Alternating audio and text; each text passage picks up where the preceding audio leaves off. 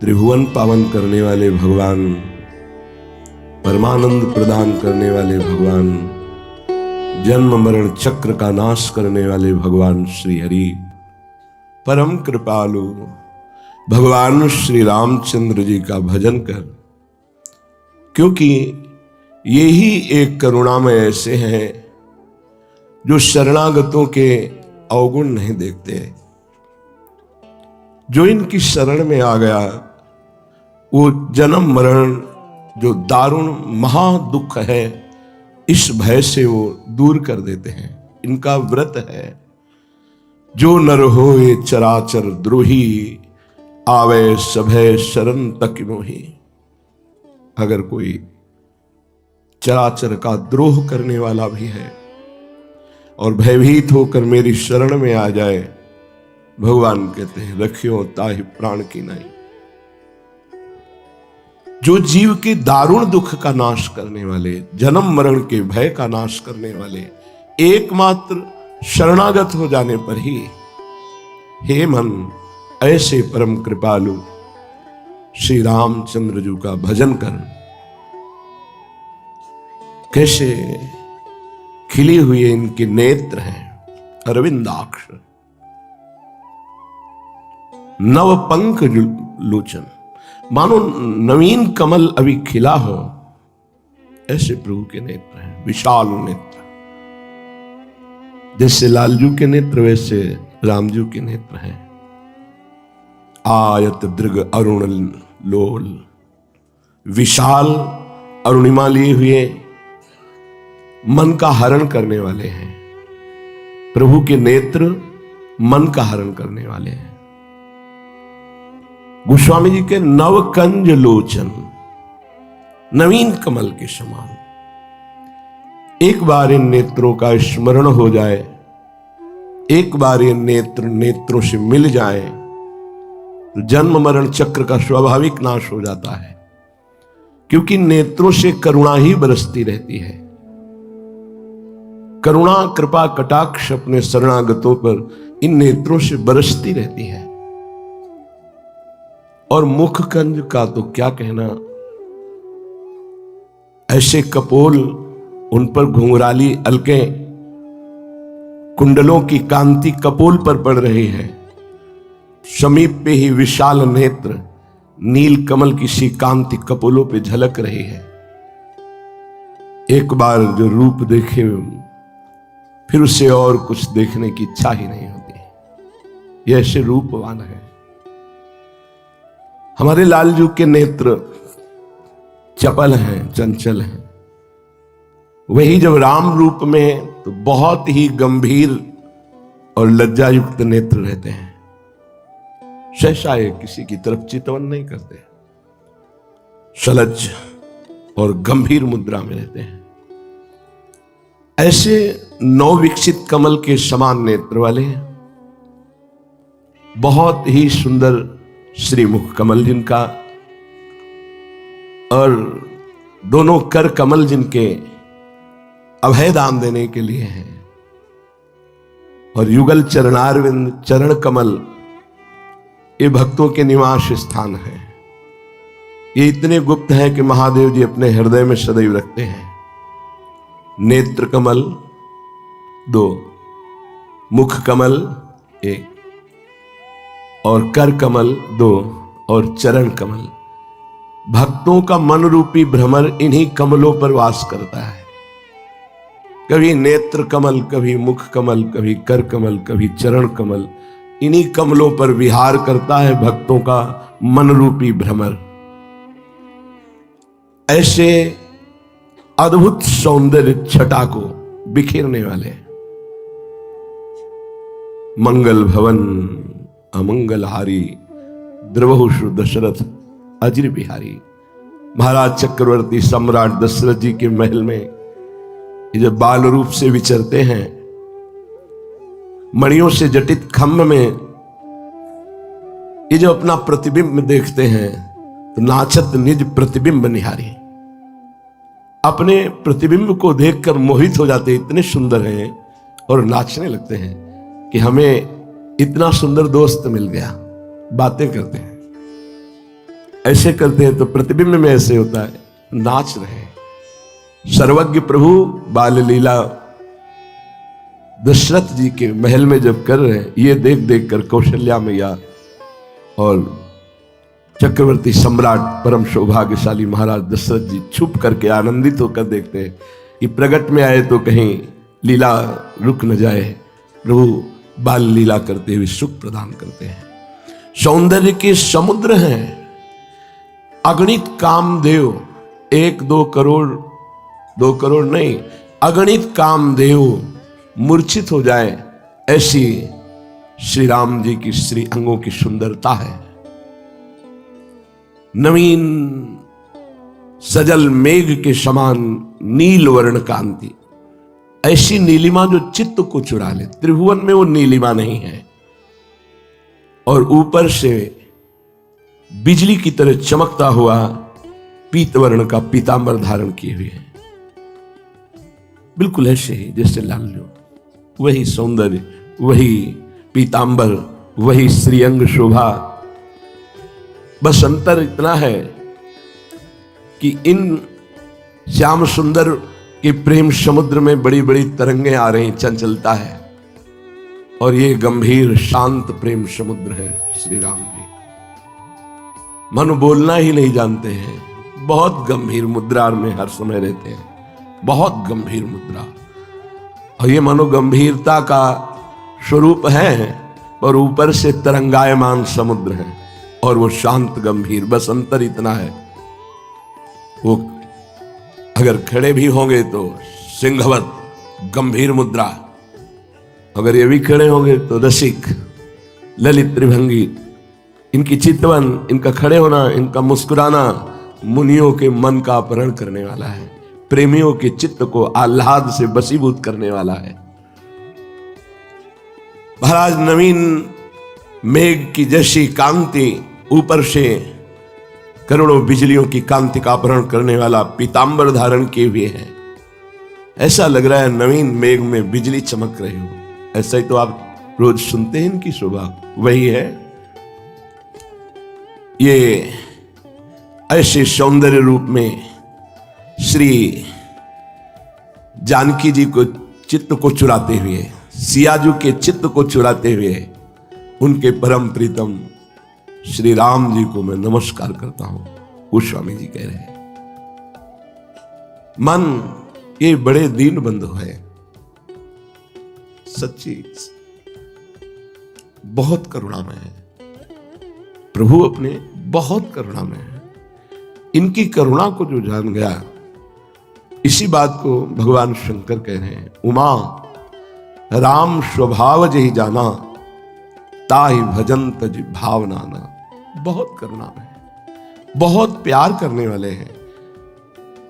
अब ये स्वभाव कोई जान जाए तो इनके भजन के बिना रह नहीं सकता। जो जान गए वे इनकी ठसक में भर करके संपूर्ण प्राणों को, जीवन को न्यौछावर कर दिया। और धन्य है उनका जीवन जिन्होंने न्यौछावर कर दिया। न्यौछावर कौन करता है? अहंकारी नहीं, दैन्य। यहां कह रहे हैं कि जो दीन बंधु दिनेश, जो दैन्य हो गया, उनके सुहृद हो गए, बंधु हो गए, मित्र हो गए, साथ खेलते हैं। प्रभु को दैन्यता बहुत प्रिय है। ये दीन प्यारे वेद पुकारे द्रवहु सुश्री भगवाना। ये दैन्यता तभी आती है जब चारों तरफ से हार जाता है, अभिमान नष्ट हो जाता है, तब वास्तविक शरणागति होती है। अत्यंत दैन्य तो अत्यंत प्रभु का लाडला हो, हर समय प्रभु खेलते हैं। देखो, कभी ऐसा मत समझो कि भक्तों को कलयुग है, भगवान कहाँ मिलते हैं, अरे वो ध्यान में कभी ऐसा कुछ नहीं। जैसे आपको हम देख सकते हैं, ऐसे भक्त प्रभु को देखते हैं, प्रभु उनसे बात करते हैं, प्रभु खेलते हैं। बोले कहाँ भगवान और कहाँ मैं? नहीं, जहां मैं वहीं भगवान, जहां भगवान वहीं मैं। तुम देख नहीं पा रहे हो। क्यों?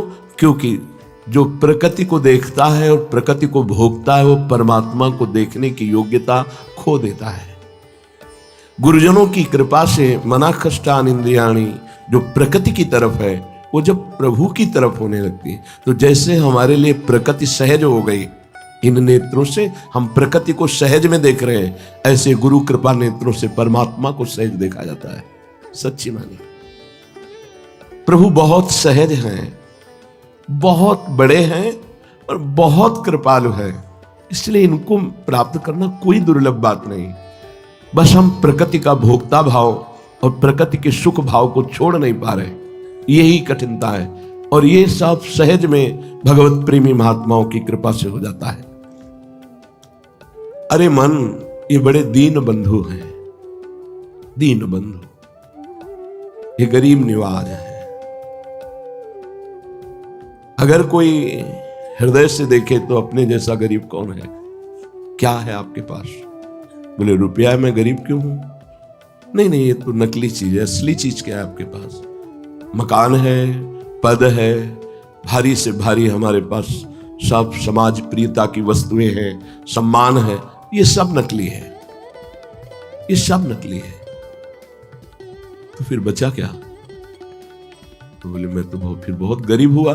हाँ, तभी गरीब निवाज रीझते हैं जब वास्तविक तुम्हारा चिंतन असत पदार्थों के गर्व से रहित होता है। क्या है तुम्हारे पास?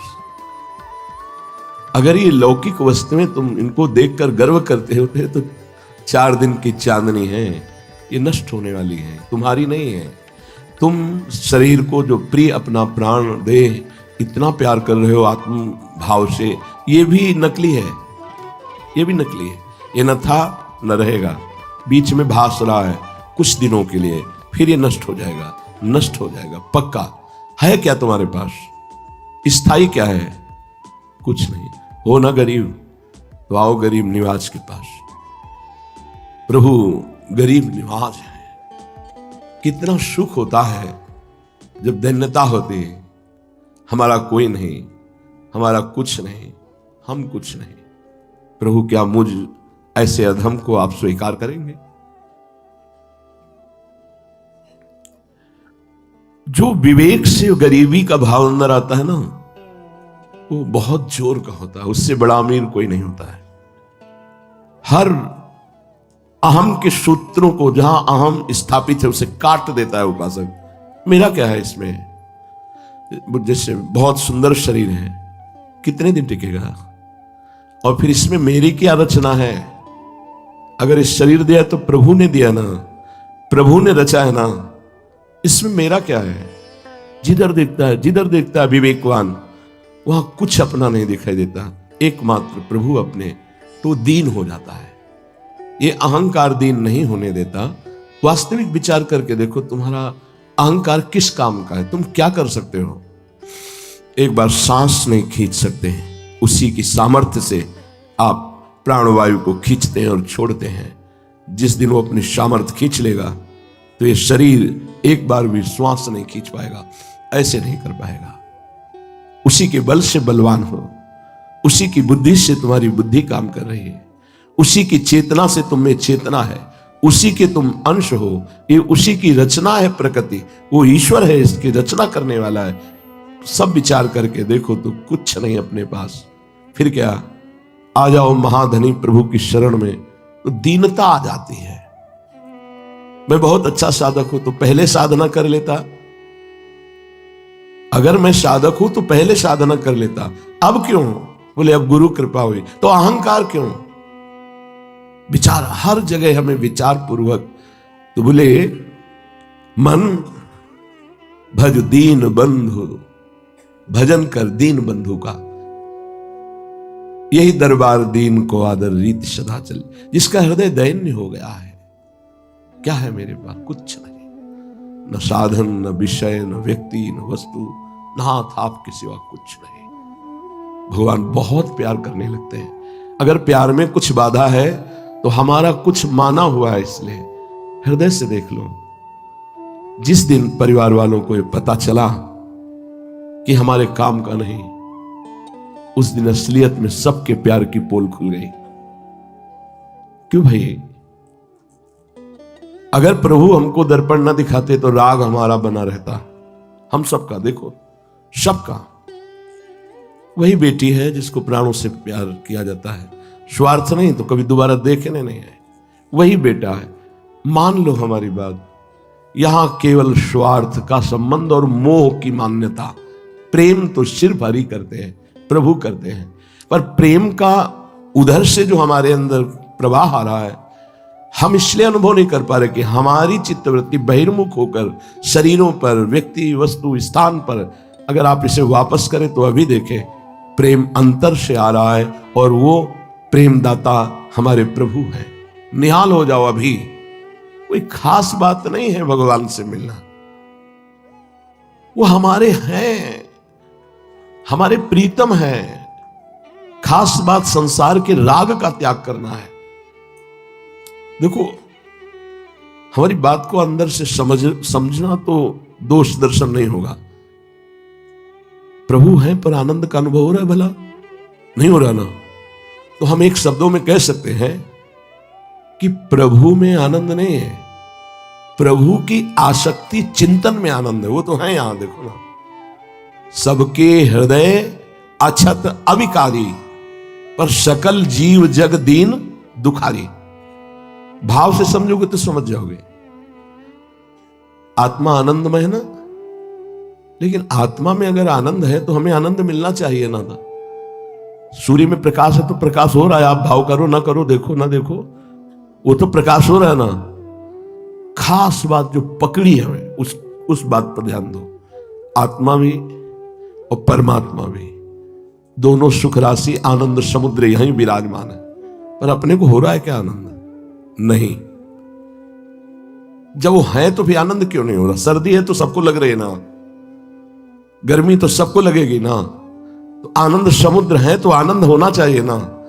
तो बोले प्रभु में आनंद, तेरा स्वरूप भी आनंद में, लेकिन आनंद का अनुभव होता है आसक्ति में, चिंतन में। तुम्हारा चिंतन और आसक्ति शरीर संसार में, इसलिए आनंद नहीं है ही आनंद समुद्र। और जहां संसार शरीर का चिंतन छूटा और प्रभु का चिंतन हुआ, अब आनंद। तो खास बात, प्रभु आनंदमय हुए या चिंतन आनंदमय हुआ? पकड़ो, हमारी बात को पकड़ो। ये कल शाम का चिंतन है, प्रभु देते रहते हैं। जैसे नवीन नवीन रसोई बना के मां देती है, ऐसे हमारे प्रभु नवीन नवीन चिंतन देते रहते। एक नया चिंतन कल का शाम का, ऐसा चिंतन पीछे नहीं हुआ, प्रभु ने दिया कि मैं आनंदमय हूं, आत्मा आनंदमय है। लेकिन जिनका बाह्य चिंतन विषय चिंतन है, देह चिंतन है, क्या वो आनंद का अनुभव करते हैं? तो नहीं। तो मैं तो हूं ना आनंदमय। हाँ, तो फिर मैं आनंदमय हूं तो उनको आनंदित होना चाहिए, नहीं हो रहे। क्यों? क्योंकि चिंतन में आनंद है, आसक्ति में आनंद है, आसक्ति प्रेम में। दुर्योधन भी भगवान को देख रहा है तो आनंद में है ना, तो आनंद आना चाहिए उसको ना। आया क्या? नहीं ना। और विदुरानी जी, विदुर जी, भीष्म पितामह जी, इनको परमानंद आ गया, बेसुध हो गए आनंद में। क्यों? क्योंकि इनका चिंतन है, इनकी आसक्ति है, प्रेम है प्रभु से। खास बात, प्रभु का चिंतन और प्रभु की प्रेमाशक्ति, ये दो बात पकड़ में आई। अगर आपका चिंतन प्रभु का नहीं हो रहा, प्रेमाशक्ति प्रभु में नहीं है, तो आनंदमय होते हुए भी आनंद का अनुभव नहीं होगा। आत्मा, आपका स्वरूप आनंदमय है, सबका आनंदमय स्वरूप है। आनंद बिंदु नहीं हो आप, आनंद सिंधु हो आप। बिंदु तो माया प्रकृति में है, आनंद कोश, आनंद बिंदु, माया प्रकृति। आप आनंद सिंधु हैं। तो आप आनंद सिंधु हैं तो आनंद नहीं है। क्यों? आपका चिंतन नहीं है, ना आत्मचिंतन ना परमात्म चिंतन, तो आप दुखी हैं, क्लेशित हैं, अशांत हैं। ये बहुत सुंदर बात प्रभु ने कल दी, खास बात पकड़ में आई। हजारों बार चर्चा होती है, पर जब प्रभु उसको, वस्तु को प्रकाशित करते, शब्दों को, तब एकदम निहाल हो जाता है। आहा, कैसे जगत गुरु भगवान शब्द को प्रकाशित कर रहे हैं। चिंतन में आया कि खास बात है भगवत चिंतन और भगवत आसक्ति, तब आनंद का। नहीं तो आनंद के हृदय में बैठे रहने पर भी आनंद नहीं हो रहा। भगवान का नाम आनंद है। भगवान आनंद सिंधु है, आनंद कंद है, आनंद के मूल है, लेकिन आनंद बिल्कुल नहीं है। भला आनंद मूल के विराजमान होने पर भी आनंद क्यों नहीं है? तो बोले आनंद भगवत चिंतन में है, आनंद भगवत प्रेमाशक्ति में है। ये बात खास पकड़ लो। इसीलिए जो प्रवीण उपासक हैं वो भगवान से मिलने की ज्यादा बात नहीं रखते, वो भगवत चिंतन में डूबने की बात रखते हैं। वो भगवत आसक्ति में, भगवत प्रेमाशक्ति में। ये पूरे चिंतन का कल के सार बात निकली। गाढ़ चिंतन, उतना ही परमानंद, गाढ़ाशक्ति उतना ही परमानंद। नहीं तो है सबके हृदय में, पर सकल जीव जग दीन दुखारी। विषयों में दीन हो रहे, ये मिल जाए, ये मिल जाए, ये मिल जाए। इस दैन्यता की यहां बात नहीं है।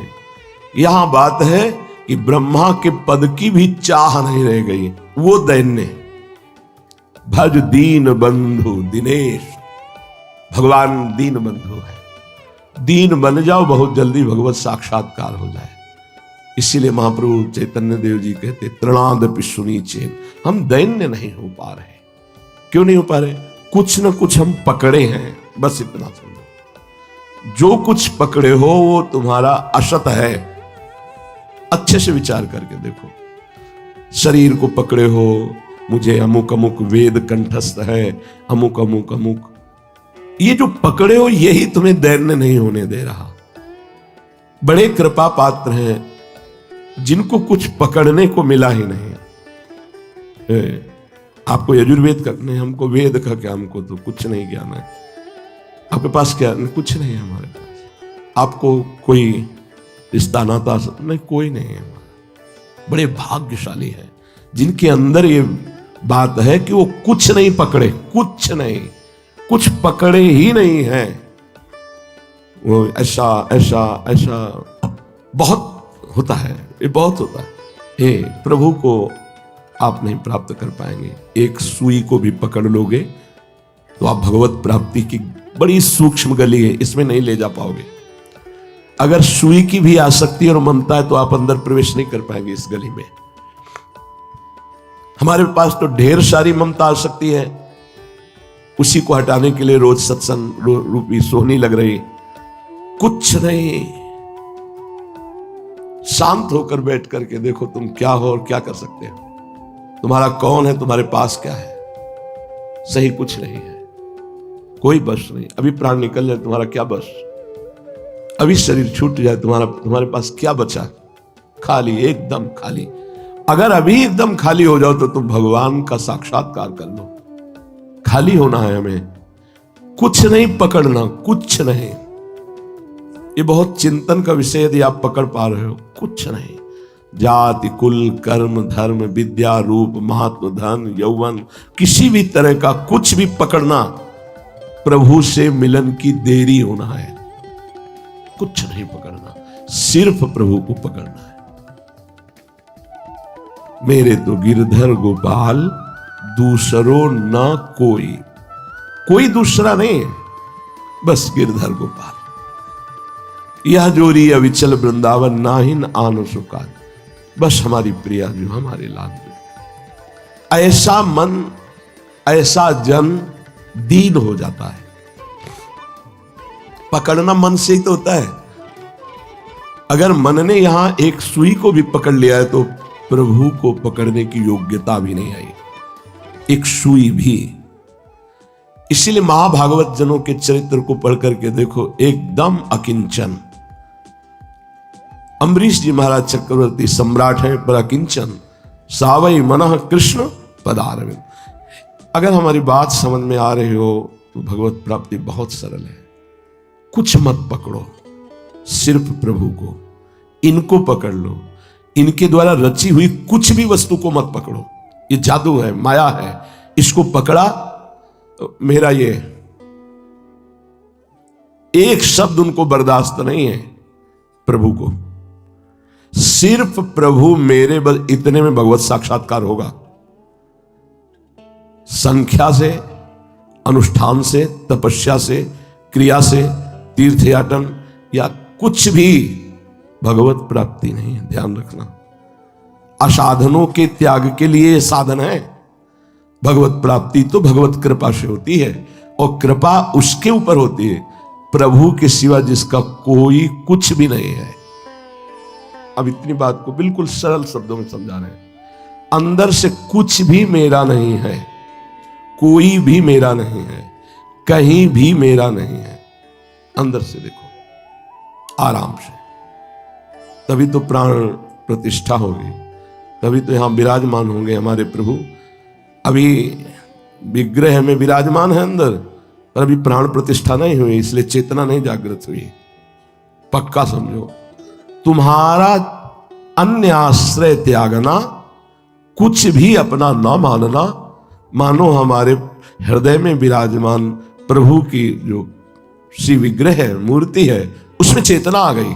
वो आंख खोल दिए, वो देखने लगे, वो बोलने लगे, वो हंसने लगे, और हम निहाल हो गए। पर पहले साधक को बिना देखे उनके लिए ये त्याग करना होता है। त्याग इसलिए कठिन नहीं कि अपना कुछ है ही नहीं, और ये सब तुम्हें त्यागे हुए हैं, और आखिरी में तुम्हें पता चल जाएगा कि सब त्याग दिए हैं। अंत ही तो ही तजेंगे पामर, तू न तजय अब ही ते, मन पछतई है अवसर बीते। तभी दीनता आती। जैसे दीनता का यहां प्रसंग चला कि भज दीन बंधु दिनेश दानो दैत्य वंश निकंदनम। जहां जहां भी भगवत प्रेम, भगवत प्राप्ति की बात आई तो दैन्य आया है। ये दैन्य कुछ भी पकड़ लोगे तो दैन्य नहीं रहेगा। कुछ भी, प्रभु के सिवा कुछ भी, कोई योग्यता, कोई पद, इसे ज्ञान शब्द में उपाधि कहते हैं। जब तक कोई उपाधि रहेगी तब तक तुम मुक्त नहीं हो सकते। कोई भी उपाधि, जीव ही उपाधि युक्त है, इसीलिए उसे जीव कहा गया, नहीं तो वह अभेद तत्व है। ब्रह्मविद ब्रह्मयु भवति। उसने देह की उपाधि, कितनी उपाधियां स्वीकार। उपाधि माने कुछ पकड़ना, पदवी, कुछ भी पकड़, कुछ नहीं। जैसे कल की चर्चा में था कि प्रेमी की कोई दृष्टि नहीं होती। उससे पूछा जाए आप प्रेम क्यों करते, भजन क्यों करते, तो उसको ढूंढने पर भी कोई उत्तर न मिले और ग्रीवा झुका दे। असली प्रेमी की यही दृष्टि होती है। क्यों का उत्तर नहीं निकल पाया। बड़ा सुंदर। ये दीनता कैसे आती है? बोले जो कुछ भी ब्रह्मा के द्वारा रचा हुआ स्वीकार नहीं करता। कुछ भी स्वीकृत नहीं है। स्वीकृति में प्रभु है, व्यवहार में सब कुछ हो रहा है। सब प्रभु का है, प्रभु की शिव, सब प्रभु है। कुछ महापुरुषों के जैसे दोहे की, एक राम दशरथ का बेटा, एक एक ऐसे ऐसे। ये अनेकता में क्यों जा रहे हो? वही दशरथ पुत्र है, वही जगत रूप में है, वही जगत से परे है, वही जगत में भरे है। अधूरापन क्यों भाई? जो जगत से परे है वही जगत में भरे है, जो जगत में भरे हैं वही सबसे परे हैं। जान जाओ तो जान जाओ, दो नहीं है। वही है जो सब में रमा है, जो सब रूपों में है, और जो अरूप भी है वही है, दूसरा कोई नहीं है। एक हाथी को अंधरों ने देखा। कैसे देखते अंधरे? टटोल के, आंखों से नहीं देखते। वहां एक आंख वाला आदमी खड़ा था। एक अंधे ने कहा हाथी कैसा? बोले सूप जैसा, कान उसके सूप। एक ने कहा खंबे जैसा, एक ने कहा दीवार जैसा। जिसने कहा खंबे जैसा उसने पैर पकड़ा, टटोल के देख रहे ना, और एक दीवार जैसा उसने पीठ देखा। आपस में झगड़ रहे। हाथी कैसा? बोले सूप जैसा। नहीं, तुम्हारी खंडन करते हैं इस बात का, हाथी दीवाल जैसा। बोले हम तुम्हारी बात का खंडन करते हैं, हाथी खंभे जैसा। तो एक आंख वाला था, उसने कहा लड़ो मत, तुम संपूर्ण हाथी तुम नहीं देख पा रहे हो, तुम हाथी के एक एक अंग देख पा रहे हो। मैं संपूर्ण हाथी को देख के कहता हूं कि तुम वर्णन हाथी का ही करते हो, लेकिन लड़ रहे हो क्योंकि संपूर्ण हाथी को तुम नहीं देख पा रहे हो। संपूर्ण तत्व को जान गए तो वही निराकार, वही साकार, वही सब रूपों में, वही सब रूपों से परे, वही सब में भरे। कहीं कोई तर्क वितर्क की गुंजाइश ही नहीं। कुछ नहीं पकड़ना। ना हम ज्ञानी हैं, ना हम भगत हैं, ना हम योगी हैं, ना हम कुछ। क्या है? हम हैं इसका भी विस्मरण कर दो, बस प्रभु ही प्रभु ही। अभी अभी दैन्यता का यहां ऐसा उफान उठेगा, रोते रहोगे, प्रेम में रोते रहोगे। बस यही दरबार दीन को आदर। प्रभु सिंहासन से खड़े होकर दौड़कर उसे गले लगाते हैं। किसको? जिसके पास कुछ नहीं है, अंदर से कुछ नहीं स्वीकृति है। जैसे सुदामा जी के पास अगर है कुछ तो श्री कृष्ण है, कुछ नहीं है आगे, भगवान दौड़ करके आए और गले लगे। कुछ नहीं जिसके, तुम्हें छाड़ी गति दूसरी नाही, बसहु राम तिनके मन माही। आपके सिवा दूसरा कोई आश्रय ही नहीं, वस्तु ही नहीं, स्थान ही नहीं। ये सच्ची मानिए, बिल्कुल यथावत ऐसा ही है। जब ये सब अपवित्र अंतःकरण पवित्र हो जाता है नाम जब से, भगवदाश्रय से, ऐसे खुली नेत्रों से एक एक सब रहस्य खुल जाता है। ये रहस्य रघुनाथ कर बेग न जाने कोई, जो जाने रघुपति कृपा तो सपने मोह न होए कोई नहीं। जब ये सब बातें तर्क वितर्क की लड़ाई झगड़े की उत्पन्न होती हैं तो अंधरों ने जैसे हाथी का वर्णन किया था उसमें होती है।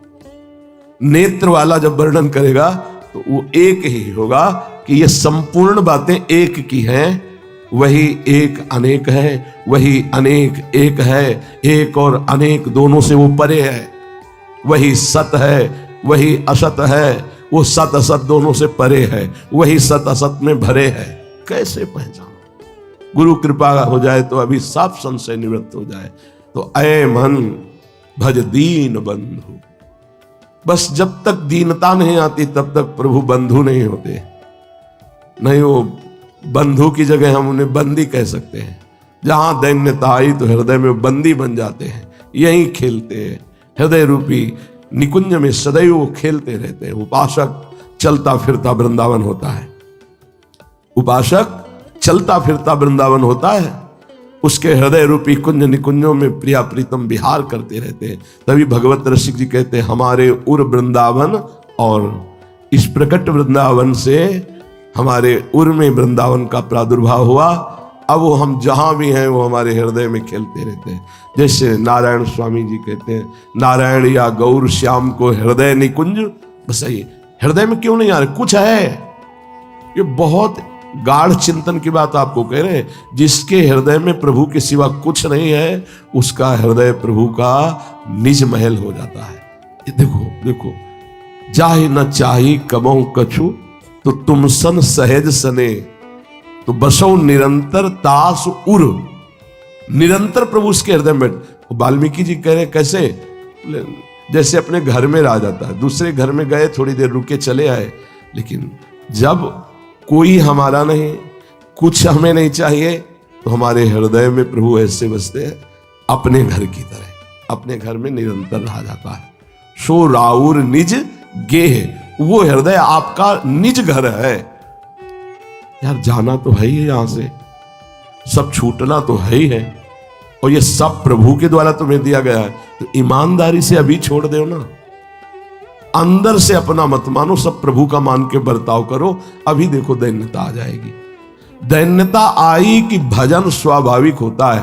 स्वाभाविक भजन कैसे होता है? जैसे हम कभी देह का नाम जप नहीं करते, देह का चिंतन नहीं करते, तो कभी हम देह को भूलते भी नहीं है। जैसे सो के उठने के बाद हमको चेक नहीं करना पड़ता कि मैं स्त्री हूं कि पुरुष हूं, मैं कौन हूं, ऐसा कुछ नहीं, तत्काल स्मृति में बैठा हुआ है। ऐसे ही अखंड स्मृति अपने आराध्य देव की जागृत हो जाती है उपासक के अंदर, जिसका हृदय दैन्य हो गया है। जो दीनों के बंधु हैं, दीन बंधु हैं, और जो दिनेश हैं, दिन के ईश भगवान सूर्य। जब उपासक दैन्य होकर भगवान का आश्रय लेता है तो हमारे हृदय रूपी भुवन में भुवन भास्कर का उदय होता है। यहां कौन से भास्कर? ज्ञान भास्कर। कौन है वो? स्वयं भगवान। उसके हृदय में भगवान ज्ञान रूपी सूर्य के रूप में उदय हो जाते हैं। सच्ची, जैसे संसारी आदमी संसार की कल्पना करते करते वो थकित हो जाता है, डिप्रेशन में पहुंच जाता है। ऐसे ही उपासक का हृदय भागवतिक चिंतन, भागवतिक लीला, भागवतिक भाव में डूबते डूबते वो भगवत स्वरूप हो जाता है, उसका चिन्मय देह प्रकाशित हो जाता है।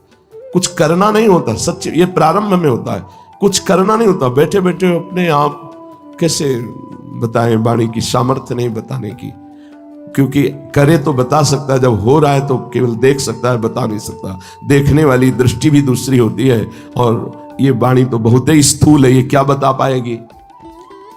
जो भक्तों के हृदय में ज्ञान सूर्य के रूप में प्रकाशित हो जाते हैं, और लोक में तो भुवन भास्कर के रूप में प्रकाशित ही है, वो और कोई नहीं, श्री भगवान है। जो दैत्य और दानवों का नाश करते हैं, जो शरणागत हो जाते हैं, उनके हृदय की आसुरी प्रवृत्ति का भगवान नाश कर देते हैं। सबके हृदय में देवता और राक्षस दोनों हैं, बहुत ध्यान से सुनना।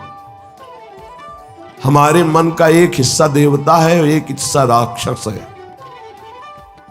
जैसे आप कोई गलत कार्य करते हैं तो आपको मन ही आदेश करता है, मन ही सलाह करता है, मन ही पूरा विधान बनाता है, लेकिन फिर वही मन दुखी होता है, क्लेशित होता है, ग्लानि से भर जाता है।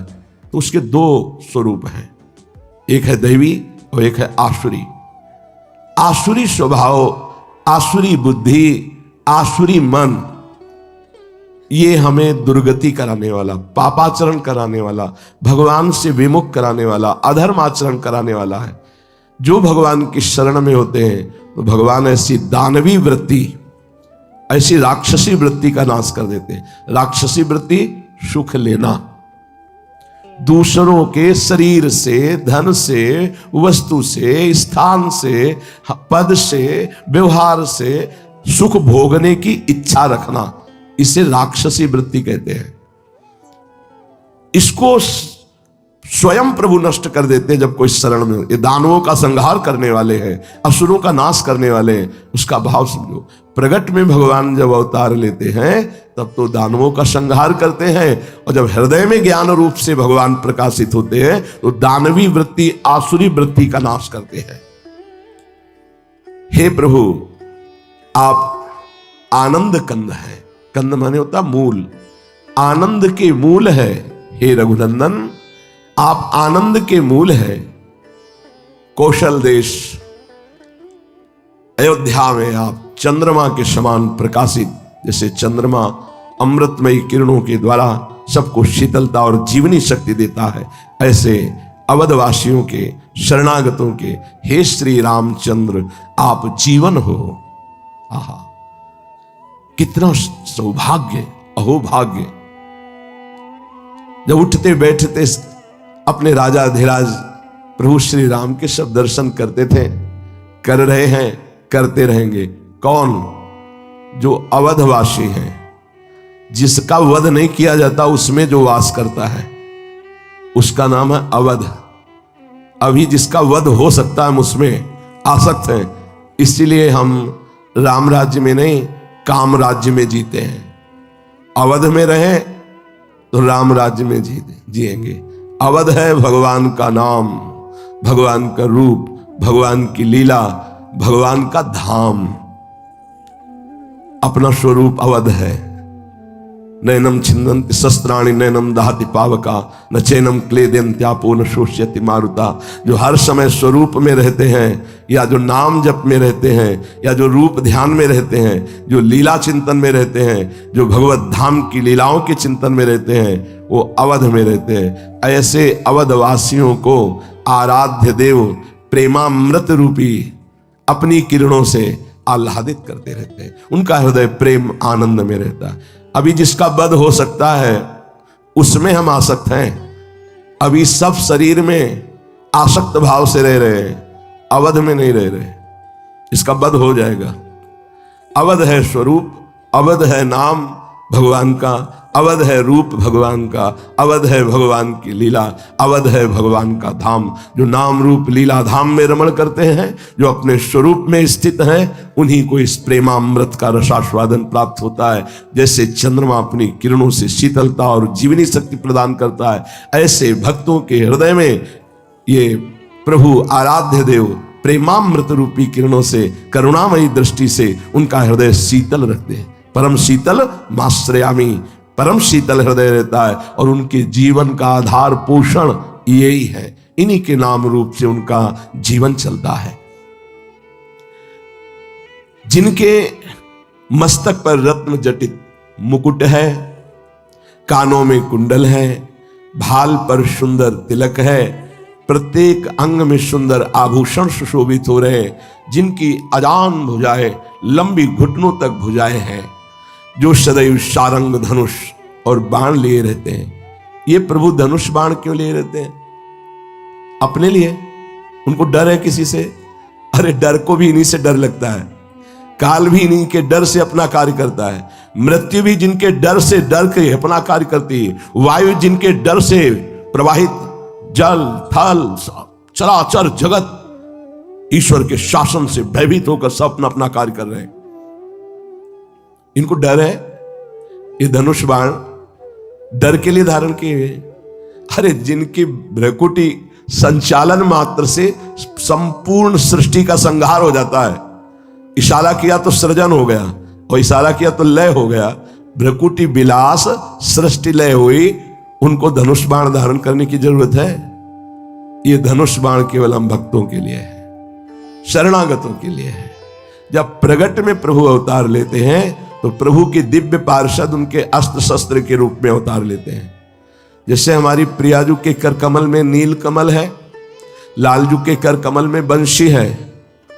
कोई भी आपको अस्त्र नहीं दिखाई देता, लेकिन 19 चरण चिन्ह प्रियाजू के चरणों और 19 लालजू, और उनमें सब दिव्यास्त्र हैं। प्रभु के तलवे में सब दिव्यास्त्र विराजमान हैं। प्रियाजू और लालजू के किनके लिए हैं ये? जो इन चरणों का आश्रय लिए हुए, अंकुश ध्वजा चक्र वज्र, ये सब प्रभु के चरणों में विराजमान है।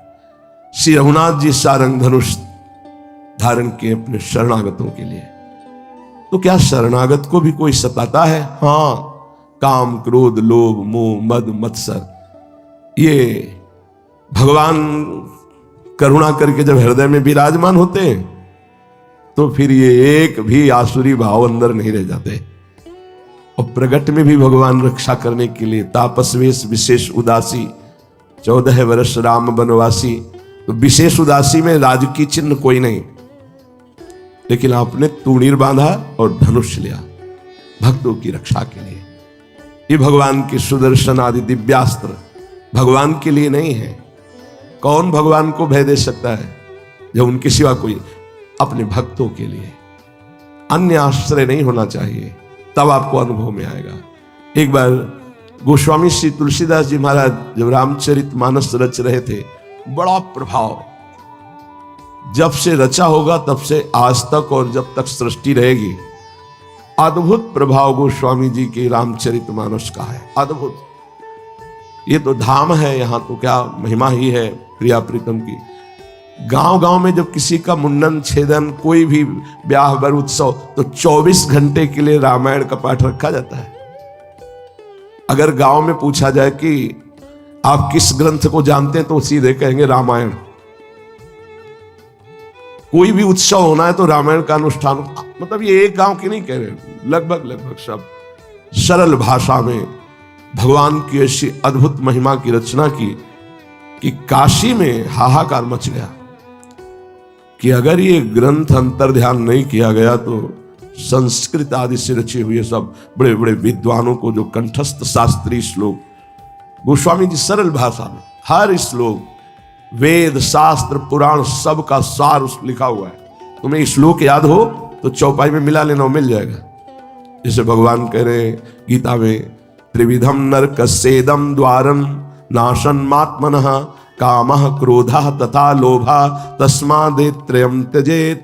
गोस्वामी जी लिख रहे हैं, काम क्रोध मद लोभ सब नाथ नरक के पंथ बिल्कुल वही टीका कर रहे हैं। अब ये हुआ कि गोस्वामी जी की रामायण को गंगा जी में फेंक दिया जाए, हस्तलिखित जो लिख रहे थे। तो पैसे देकर आसुरी प्रवृत्ति वाले 4 लोगों को तय किया गया कि रात्रि में गोस्वामी जी जब सो रहे हो तो समीप ही विराजमान थी हस्तलिखित, उसको 80 घाट नीचे ही गंगा जी बह रहे जहां तुलसीदास जी महाराज रहते थे, अपने तो वही बड़ी कृपा रही है, वही पीपल के नीचे बैठे, वही तुलसी घाट है, बस बगल में कच्चा 80 घाट है, 80 घाट तुलसी घाट। महाराज की पादुका तुलसीदास जी की, उनकी नौका जिस नौके में बैठ करके ये गंगा पार जाकर शौच होते थे, वो सब विराजमान है। जिस समय हम वहां थे रोज दर्शन होते थे, वहीं रहते हैं, घाटों में ही रहना था। वो रात्रि के 12 बजे आए। एक ऐसी यज्ञशाला जैसी गोस्वामी जी की वास स्थली थी जिसमें 4 दरवाजे थे चारों तरफ से। प्रथम दरवाजे पे चोर गए तो देखा सारंग धनुष धारण किए हुए गौर श्याम जोड़ी राम लखन। वो चुपके से दूसरे दरवाजे में गए, देखा गौर श्याम जोड़ी। चारों दरवाजों पे देखो, भाग गए। पर एक अद्भुत आनंद चोरों को, देखो संत के अहित के लिए जा रहे तो भगवत साक्षात्कार हो गया। अगर गोस्वामी जी से प्यार करते तो प्रेम हो जाता भगवान से। एक अद्भुत आनंद उनको हुआ। उन्होंने कहा कि उनके परिचय के हैं, उनकी सेवा में रहते हैं, तो एक बार देखने को मिलेगा। गए, गोस्वामी जी को साष्टांग दंडवत किया और कहा जो रात्रि में आप पहरेदार रखते हैं एक बार हमें दिखा दीजिए, हम देखना चाहते हैं। कहा रे भैया, मुझ गरीब का कौन पहरेदार हो सकता है, यहां कोई पहरेदार नहीं है। बोले रात्रि में हम आए थे, क्षमा कीजिए, हम चोर हैं, पैसे से चोरी करते हैं, हमको पैसा दिया गया था आपकी रामायण चुराकर गंगा जी में प्रवाहित करने। तो जब हम आए तो देखा 2 राजकुमार धनुष बाण लिए खड़े इधर, उधर गए तो उधर भी देखा, चारों तरफ देखा। बोले कैसे थे? बोले एक श्याम रंग का था, एक गौर वर्ण। गोस्वामी जी की अश्रु प्रवाह हो रहा है कि मैं तो शयन कर रहा हूं, मेरे स्वामी जग कर रक्षा कर रहे हैं। ये सारंग धनवा प्रभु अपने भक्त को बहुत प्यार करते हैं। ये धनुष केवल भक्तों की रक्षा के लिए धारण करते हैं। जो धनुष बाण लिए हुए हैं, जिन्होंने संग्राम में खरदूषण को भी परम पद प्रदान किया, अर्थात जो नीच आचरण वाले मांसाहारी, पापाचारी, दुराचारी, वो भी यदि हमारे प्रभु की शरण में आ जाए तो प्रभु ने परम पद प्रदान कर देते हैं। किसी को मारकर, किसी को प्यार कर। मारने से जो मिलता है परम पद, बड़े बड़े मुनि साधना करके उसे प्राप्त करना चाहते हैं। पर एक बात होती, परम पद तो मिल जाता है पर प्रेम रस का स्वाद नहीं मिलता है। इसीलिए खास बात परम पद की प्रेमी जनों ने नहीं चाही। प्रेमी जनों ने प्रेम चाहा है प्रभु से। इनको प्यार करते हुए तड़पने में जो सुख है वो परम पद में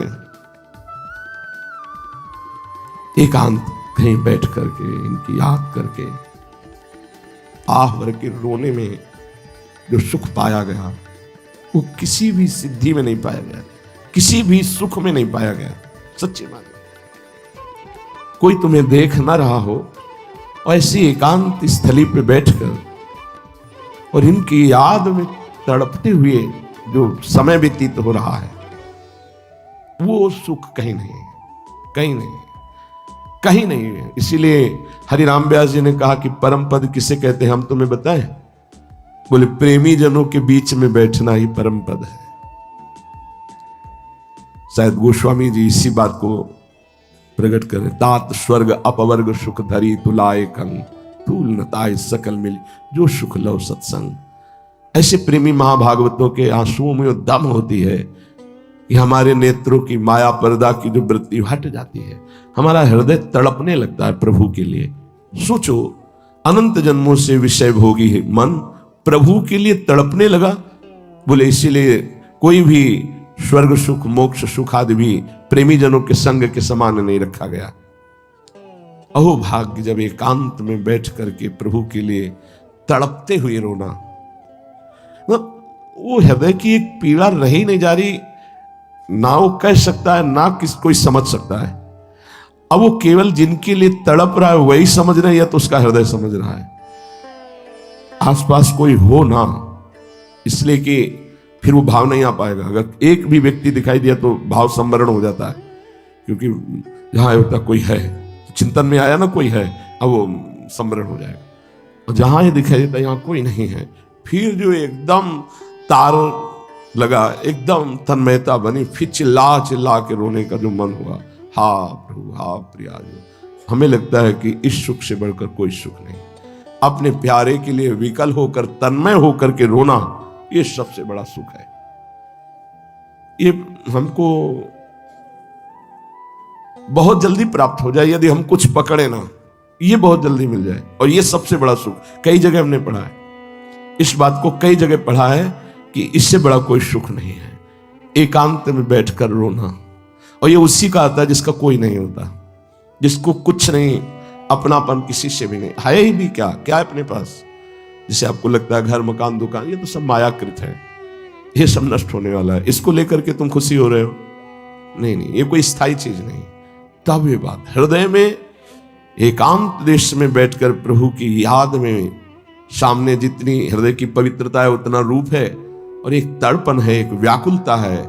बस ये जो स्थिति है, मम भक्ति युक्तो भुवनम पुनातु, जो भगवान शंकर गोस्वामी जी कह रहे हैं, इति वदति तुलसीदास शंकर शेष मुनिमन रंजनम।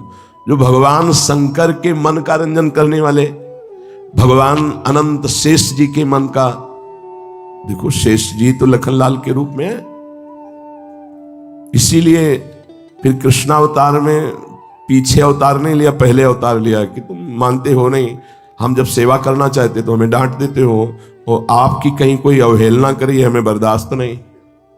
बहुत प्यार करते हैं शेष भगवान, बहुत प्यार करते हैं प्रभु श्री हरि को। देखो कितना सुंदर प्यार करते हैं, अपने देह की शैया बनाए हुए हैं और फण का छत्र बनाए हुए हैं, और प्रभु को शयन कराए, सदैव अपनी देह की शैया में प्रभु को शयन कराते हैं।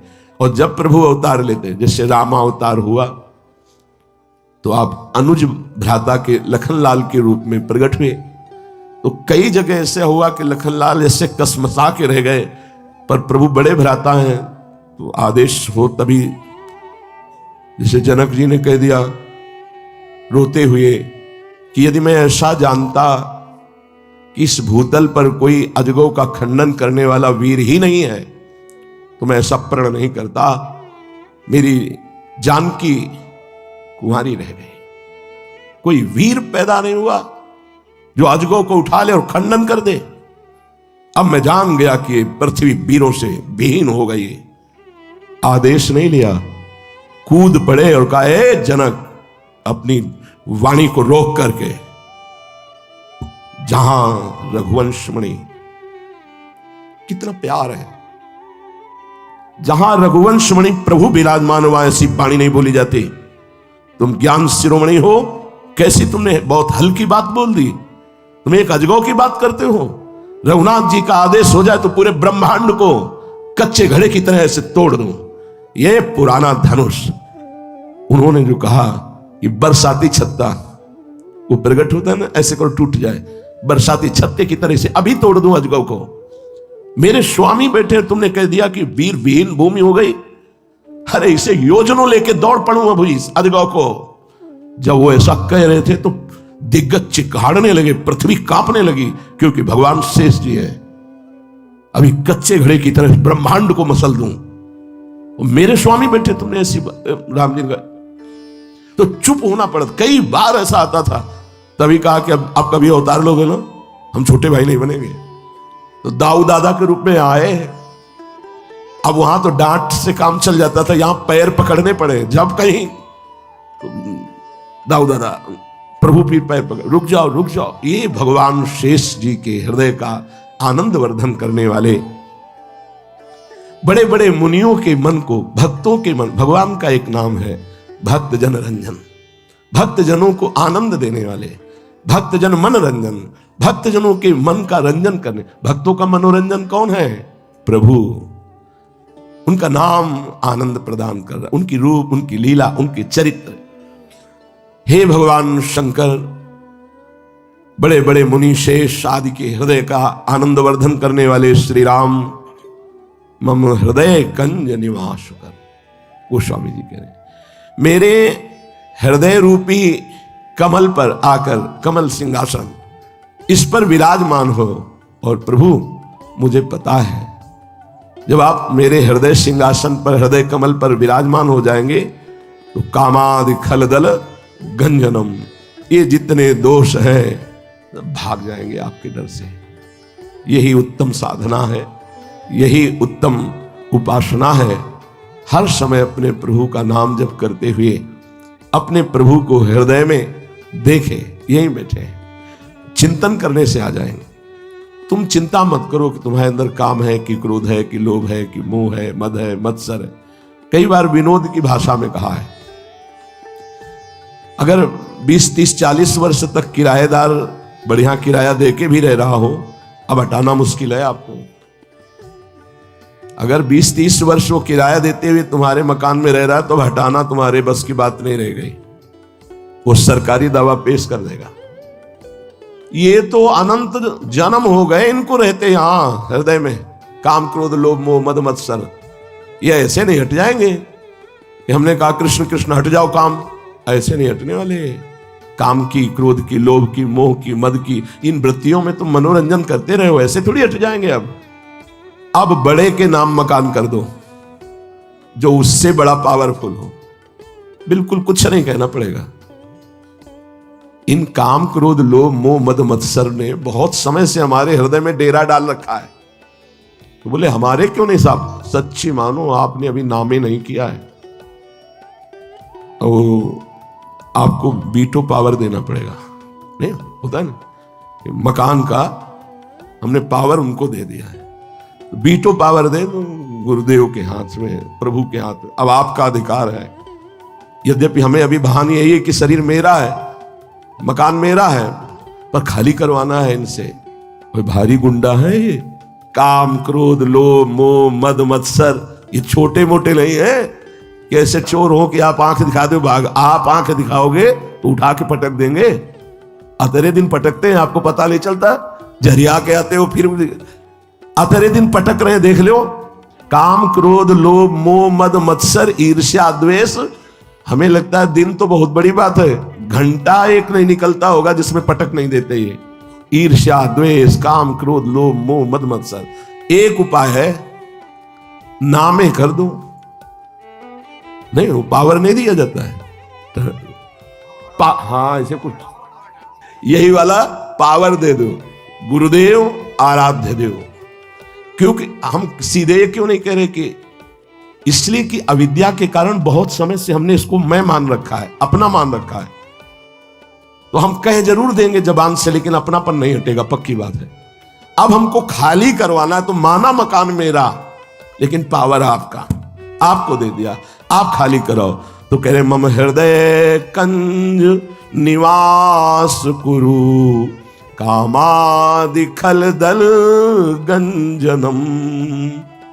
हे प्रभु मेरे हृदय में आप निवास करो, जिससे काम क्रोध लोभ मोह मद मत्सर ये सब भाग जाएंगे। ये सब हजारों बार बता चुके हैं। एक प्रभु से जब हम प्रार्थना करते हैं तो वो एक युक्ति दे देते हैं, और युक्ति से मुक्ति इन समस्त दोषों से। तो आप उस युक्ति के लिए बहुत प्रवीणता चाहिए, वही देते हैं। तो आप केवल नामे कर दीजिए, आज से हमारे हृदय रूपी सिंहासन पर जहां काम क्रोध लोभ मोह अपना अधिकार जमा रहे थे, वो आज आराध्य देव को दे दिया, श्यामाजू को दे दिया। अब हमारा कोई अस्तित्व नहीं होना चाहिए। अब इस पर कुछ भी गड़बड़ी हो तो आप रहे हो तो रिपोर्ट आप कर सकते हो, प्रार्थना कर सकते हो। देखो श्यामाजू, देखो इसमें काम आ गया, क्रोध आ गया, आपके नाम कर दिया है, हमने देख लिया है, वो आपको बता दिया है। अभी हमें पीटते हैं, घर में दुख देते हैं, तो फिर अब आप देख लेना, क्योंकि आपके सिवा हम अब किसी से कहेंगे नहीं, आपके सिवा किसी से कहेंगे नहीं, सहेंगे। और जब ये पीटेंगे हमें तो हम आप ही की तरफ देखेंगे कि अभी आप पिटवाना चाहते हो इसलिए पीट रहे हैं, नहीं तो ये मकान आपके नाम हो गया है। और आपको सच्ची कहते हैं, अगर भगवद आश्रित हो गए हो तो तुम बिल्कुल चिंता मत करो, इन दुष्टों की दुष्टता का हिसाब वो करेंगे, हमारे समर्पण का हिसाब हमको मिलेगा।